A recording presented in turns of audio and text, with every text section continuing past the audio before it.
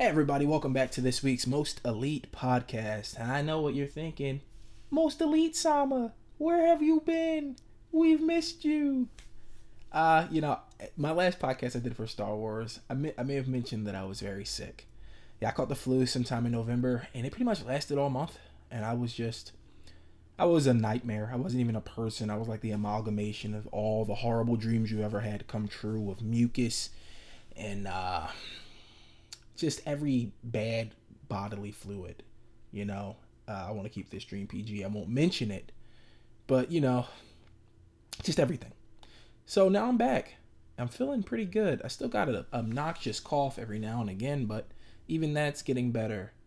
And I am ready to get to some games. Last one was Star Wars, and I promised you guys Death Stranding. I'm going to level with you. I hate Death Stranding. I hate it so much. I hate it so much that I can't even bring myself to record footage to do the podcast. Now, I could just talk about it. I don't have to record. This video won't have any footage. That's because I'm not... The game that I'm going to talk about, I uninstalled it because I'm playing some other stuff. And whatever. It doesn't matter. But, yeah, I can't even look at Death Stranding. That's how much I hate it. I hate it that much. So if I did a thing on Death Stranding, I would have to write it. As most of my listeners know, I don't really write this stuff. I always mention this, but I did a pretty funny joke. I mean, I thought it was a pretty funny joke back in my Alien podcast. If you haven't watched that one, please go and watch it. It's one of my favorite episodes because I really do love Alien. But I did a pretty funny joke about how I don't write anything. But if I did one for Death Stranding, much like with Spider-Man, I think I would have to write it. I think it's just so much vitriol in my blood for that game that I would have to put it to the paper and read it back to see if I'm tripping, So we're not doing Death Stranding. So for anybody who was waiting for Death Stranding from the last one, I'm sorry, I can't. I can't. I hate it. We're doing the Outer Worlds. Outer Worlds is awesome. For those of you who don't know what it is, The Outer Worlds is a first-person action RPG game made by Obsidian Entertainment. Now, for those of you in the know, the cool kids, you know that Obsidian made Fallout New Vegas, which many to this day say and swear by is the best Fallout game. Well, those guys didn't lose their touch because, Outer Worlds is pretty fantastic. There's just so much you can do in the Outer Worlds. I mean, you start off, you pick a character role because it's a true role-playing game.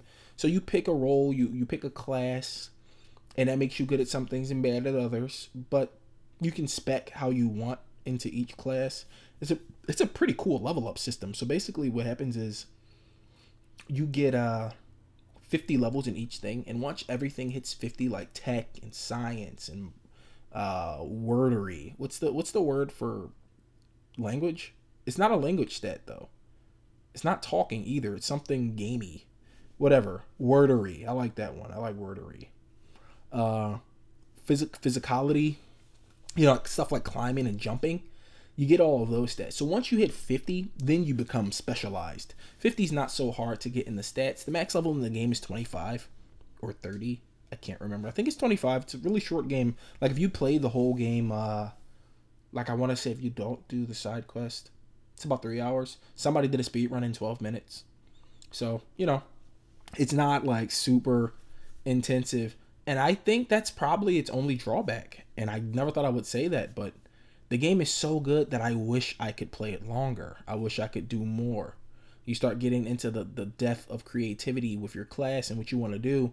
And then before you know it, you've maxed out and you beat the game, And that's with doing everything. Even if you do all the side quests and stuff, it rounds out to like 17 hours, 20 hours, something like that. It's not a lot. And I know 20 hours, that's a whole day. It's a whole day if you play it in one day. But even if you stretch it out through the week, 4 hours a week, it's 5 days. 5 days worth of playing. And I guess for some people that's okay. But, and I hate to classify gamers like this, but, I'm a fanatic. I'm here for the long haul. I've been playing the same games and new games for years.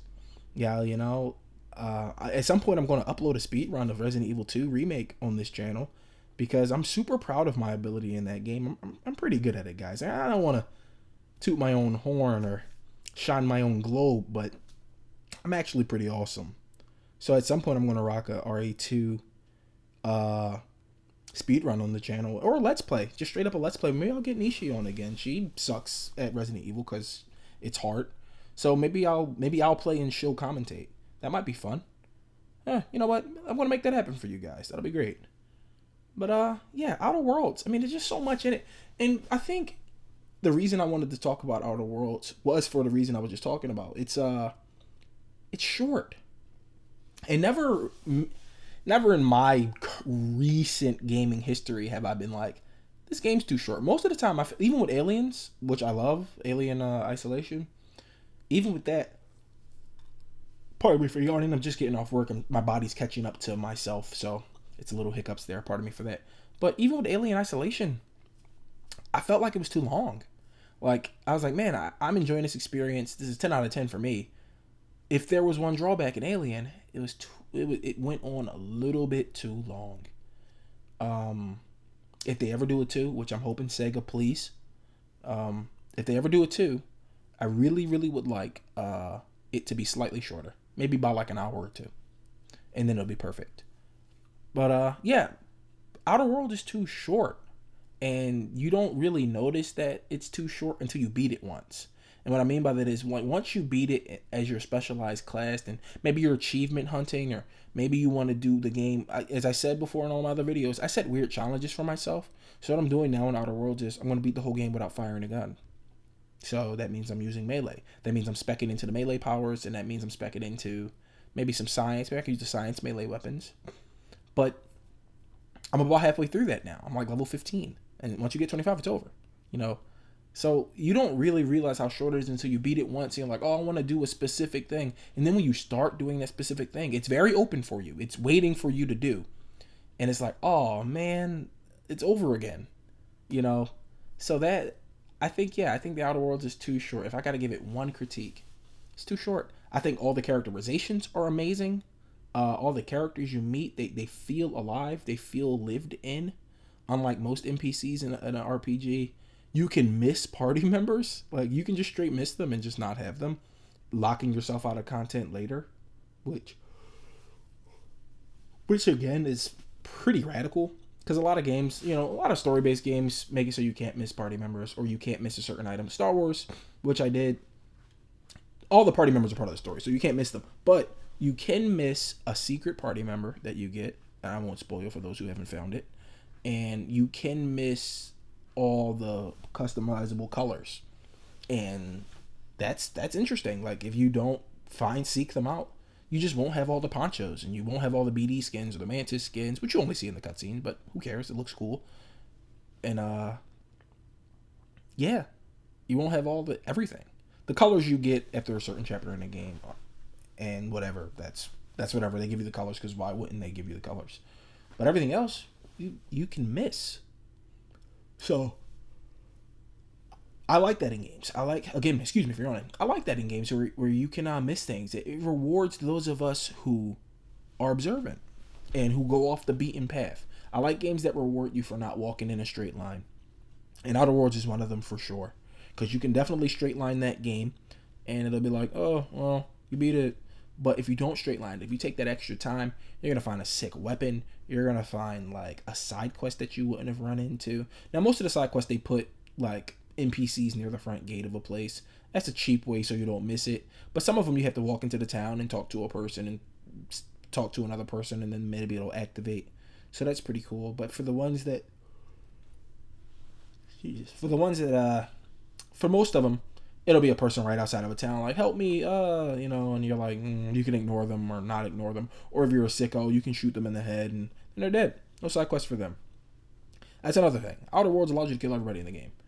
You can just be a mass murderer and kill everyone. So